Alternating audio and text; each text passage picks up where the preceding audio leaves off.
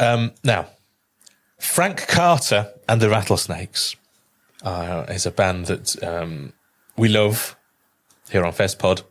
They have been announced as the headliner for 2000 Trees 2023. Now, I quite like the look of 2000 Trees. I've always liked the look of it. It's a lineup that I think is fantastic. And with them headlining next year, it's made it even better. It's in Cheltenham, I think. Cheltenham, yes. And the tickets, the weekend ticket for that is £117, which again I think is just great value. And the lineup for that is, look, it's getting better and better every time I look.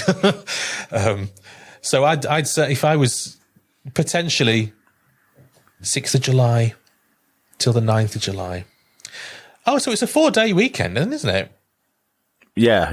Again, this is something I need to get down to.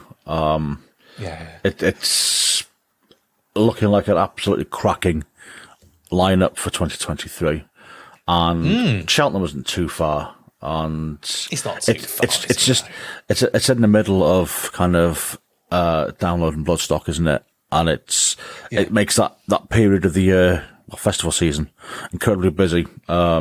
Especially with the travel and then the extra expense of it all. But again, know a lot of people have been on rave about this thing. So yeah, it's certainly, if it's something I can get to next year and something I can financially viably do, then it's certainly something I'll be looking at, because it's a wonderful lineup so far. Yeah, because Lee, I know you've always been a fan of the lineup, at least. You know, you've always pointed me in this direction and said this looks great. Obviously, yeah, Frank Carter and the Rattlesnakes. Yeah. I mean, that's an easy ticket seller straight away. He's been, the last few years, every festival he's done in the UK, he's absolutely smashed. And they're obviously, the rest of the band have absolutely smashed it. And the rest of this lineup, Loathe, Holding Absence, Cancer Bats, Dream State, these are bands that are getting bigger, because I think that just a few of those names I just mentioned, they were one of the bands that kept playing during the pandemic when they were allowed to. Yes. The pilot, Holding Absence was definitely one of them. I remember vividly. Yeah. The pilot was done for free. I don't remember Frank too vividly, because obviously we'd drunk a lot. Whoa, that was fun. That was fun though. It was fun. I know. But yeah, I mean, there's bands on here that it's looking like a really, really good lineup. Again, I might stretch to a day ticket. I might.